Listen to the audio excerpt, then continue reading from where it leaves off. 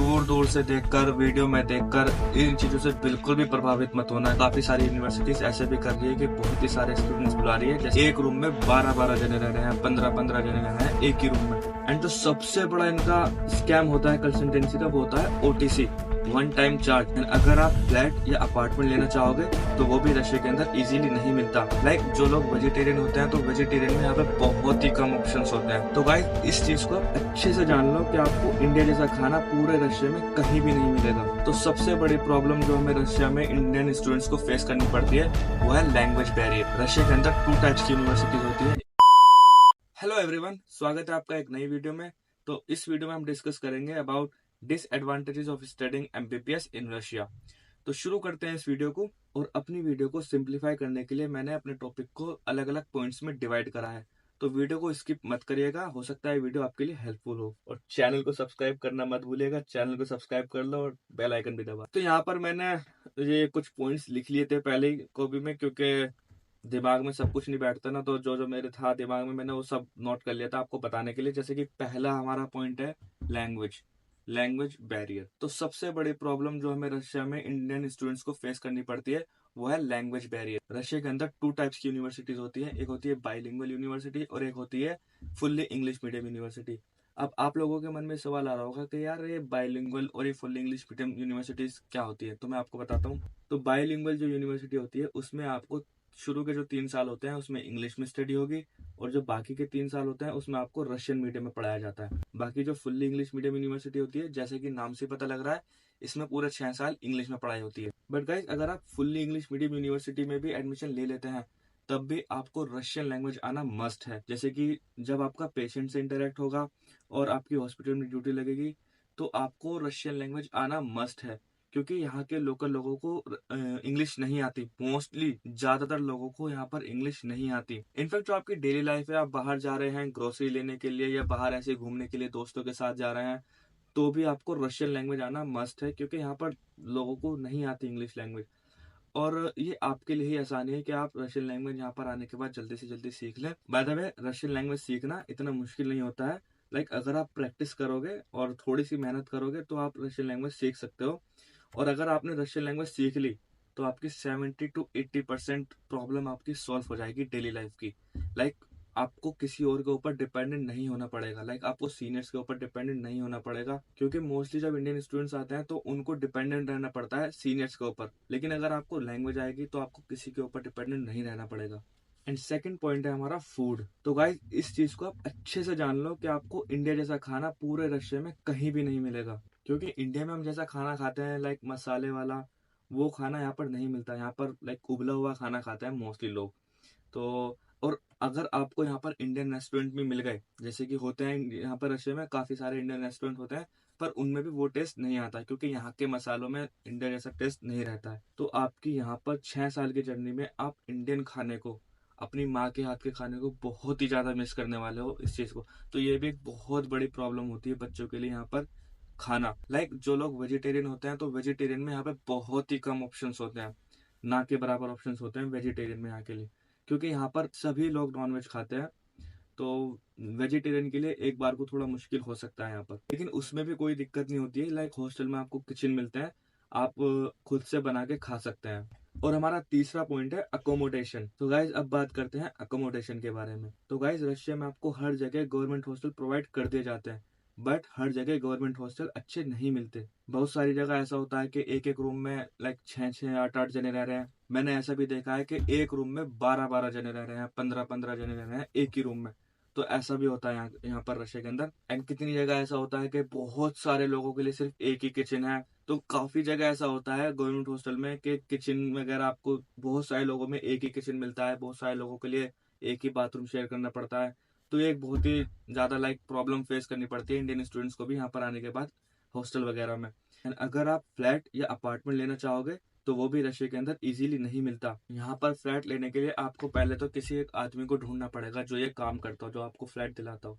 और फिर अगर उसने आपके लिए फ्लैट ढूंढ भी लिया, जो कि बहुत ही मुश्किल से मिलेगा, और अगर उसने फिर ढूंढ भी लिया तो फिर उसके बाद दिक्कत आती है रजिस्ट्रेशन की, क्योंकि रशिया में आपको रुकने के लिए रजिस्ट्रेशन की जरूरत होती है, जो हमें हॉस्टल में मिलता है। पूरे 6 महीने का रजिस्ट्रेशन मिलता है, फिर उसे रेन्यू कराना पड़ता है। पर फ्लैट में लाइक आप अपार्टमेंट लेना चाहते हो तो आपको हर कोई रजिस्ट्रेशन देना नहीं चाहेगा। तो बहुत रेयरली आपको फ्लैट मिलेगा जो आपको रजिस्ट्रेशन देगा। तो ये तो आप भूल ही जाओ कि फ्लैट अपार्टमेंट ले लेंगे। और रशिया में पिछले 2-3 साल से काफ़ी सारी यूनिवर्सिटीज़ ऐसे भी कर रही है कि बहुत ही सारे स्टूडेंट्स बुला रही है। जैसे कि उनकी कैपेसिटी है 300 या 400 स्टूडेंट्स की, लेकिन वो इंडिया से बुला रहे हैं 1500 स्टूडेंट्स या 1600 स्टूडेंट्स। तो फिर उनके एकोमोडेशन में बहुत ही ज़्यादा प्रॉब्लम आती है उनको हॉस्टल प्रोवाइड करने में। इसमें यही होता है गाइस कि जब आप यहाँ पर आते हो और आपको हॉस्टल में जगह नहीं मिल पाती है तो आपको स्टैंड बाय पर रहना पड़ता है। लाइक आपको हॉस्टल अलॉट नहीं होते हैं तब तक, तो आपको स्टैंड बाय पर रहना पड़ता है, वेट करना पड़ता है। और आपको यूनिवर्सिटी प्राइवेट हॉस्टल में रखती है। एंड देन फिर आपको हॉस्टल से हॉस्टल बदलने पड़ते हैं। और इसमें सबसे ज़्यादा नुकसान होता है आपकी पढ़ाई का। तो इस चीज़ का रशिया में एडमिशन लेने से पहले, किसी भी यूनिवर्सिटी को चूज करने से पहले इस चीज़ को बहुत ही ध्यान से देखिएगा। हॉस्टल, आप यहाँ पर आने से पहले जरूर इस बात पे गौर करिएगा कि आपको हॉस्टल अच्छे मिल रहे हैं या नहीं मिल रहे हैं। And fourth point is consultancy scam. तो अगर अब हम बात कंसल्टेंसी स्कैम के बारे में करें तो ये सिर्फ रशिया के लिए नहीं, पूरे अब्रॉड और इंडियन मार्केट में आपको ऐसे एजेंट्स मिल जाएंगे जिनका मेन मकसद सिर्फ आपके जेब से पैसा निकालना होता है और सर्विस के नाम पे वो आपको कुछ भी नहीं देने वाले। बहुत एजेंट्स मैंने ऐसे भी देखे हैं जो स्टूडेंट से उनके कॉलेज की फीस ले लेते हैं, ट्यूशन फीस ले लेते हैं, लेकिन उनकी ट्यूशन फीस यूनिवर्सिटी में जमा नहीं करते हैं। एंड बहुत से एजेंट्स ऐसे होते हैं, लाइक सपोज कि किसी यूनिवर्सिटी की फीस 4 लाख है तो वो आपसे ये कहेंगे कि आपको फर्स्ट ईयर में 7 लाख फीस भरनी पड़ेगी। लाइक 3 लाख फीस एक्स्ट्रा भरनी पड़ेगी फर्स्ट ईयर में। एंड देन सेकेंड ईयर से 6th ईयर तक वही आपको 4 लाख भरनी पड़ेगी। जबकि ऐसा बिल्कुल कुछ भी नहीं होता है। 3 लाख फीस वो एक्स्ट्रा लेते हैं सिर्फ अपनी जेब में डालने के लिए। एंड जो सबसे बड़ा इनका स्कैम होता है कंसल्टेंसी का, वो होता है ओटीसी, वन टाइम चार्ज, जो कि कुछ भी नहीं होता है। वन टाइम चार्ज जो कि 2.5 लाख 22 लाइक डॉलर में बताते हैं आपको, $2250 लेने हैं वन टाइम चार्ज, $1500, कुछ भी नहीं होता है वन टाइम चार्ज। सबसे बड़ा इनका स्कैम यही होता है। एंड चलो आप कंसल्टेंसी को पैसे दे भी दो, लेकिन आपको सर्विस भी तो मिलनी चाहिए ना। लाइक आप यहाँ पर आए, आपने 8 लाख 9 लाख रुपए किसी कंसल्टेंसी वाले को दिए और फिर अब आप रशिया में आ रहे हो। रशिया में आपको हॉस्टल की फी जमा करनी, वो अपनी जेब से करनी पड़ेगी। मेडिकल इंश्योरेंस कराना है यहाँ पर आके, वो अपनी जेब से कराओ, वो कुछ नहीं कराते। मेडिकल चेकअप होते हैं यहाँ पे 18,000 के 20,000 के, वो आपको खुद कराने पड़ेंगे। कुछ भी नहीं करा के देंगे वो आपको। उनका सिर्फ काम क्या होता है, बस आपको यहाँ पर भेजना, बस। बाकी यहाँ पर आने के बाद जितने भी खर्चे होते हैं, यहाँ पर आने के बाद ही मेन खर्चे होते हैं, वो आपको खुद से ही करने पड़ेंगे। वो अपने हाथ खड़े कर देते हैं जब आप यहाँ पर आ जाते हो। एंड फिर स्टूडेंट्स को बहुत ही ज्यादा प्रॉब्लम फेस करनी पड़ती है यहाँ पर आने के बाद। तो प्लीज इन कंसल्टेंसी स्कैम से बच के रहें, इनके झांसे में ना पड़े। और अब हमारा फिफ्थ पॉइंट है क्लाइमेट। तो गाइस रशिया के वेदर के बारे में किसको ही नहीं पता है। लाइक सभी को पता है कि रशिया में ठंड बहुत ही ज्यादा रहती है। एंड गाइस ये टेम्परेचर वेरी करता है हर स्टेट में अलग अलग रशिया के अंदर। लाइक जहां पर मैं हूँ यहाँ पर टेम्परेचर -35 -40 डिग्री सेल्सियस तक गया है। लाइक अदर यूनिवर्सिटीज है वहां पर -50s भी हो सकता है। कुछ यूनिवर्सिटीज ऐसी है जहां पर -20 -15 ऐसे भी होता है। एंड गाइस यहाँ के समर्स जितने प्रिटी होते हैं ना, यहाँ के विंटर उतनी ही ज्यादा हार्श एंड एक्सट्रीम होती है। लाइक यहाँ पर सर्दियों में दिन निकलता है 10 या 10:30 बजे और सुबह में हमारी क्लास होती है 8:45 पे, 8:30 बजे। तो जब आप सुबह में 7 बजे उठते हैं ना एंड 8 बजे यूनिवर्सिटी जाते हैं तो ऐसा लगता है कि आप आधी रात में जा रहे हैं यूनिवर्सिटी, क्योंकि दिन ही यहाँ पर 10 बजे 10:30 बजे निकलता है। तो ये भी एक बहुत बड़ी प्रॉब्लम होती है इंडियन स्टूडेंट्स के लिए, यहाँ का वेदर, जो कि बहुत ही ज्यादा ठंड पड़ती है आपको। जब आप सुबह सुबह जाते हैं बहुत ज्यादा दिक्कत आती है यूनिवर्सिटी जाने में। तो गाइज दूर दूर से देखकर, वीडियो में देखकर इन चीजों से बिल्कुल भी प्रभावित मत होना कि यहाँ पर स्नो पड़ रही है, यहाँ का वेदर कितना अच्छा है। यहाँ पर आने के बाद ही सच्चाई का पता चलता है कि यहाँ का टेम्परेचर कितना ज्यादा एक्सट्रीम होता है और कितनी ज्यादा प्रॉब्लम हमें फेस करनी पड़ती है यहाँ पर। तो इस वीडियो में इतना ही था गाइज। अगर आपको वीडियो अच्छी लगी हो तो वीडियो को लाइक करें, चैनल को सब्सक्राइब करें and press the bell icon also. तो गाइज जितना मैं आपको बता सकता था, लाइक मैंने मोटा मोटा आपको बता दिया है।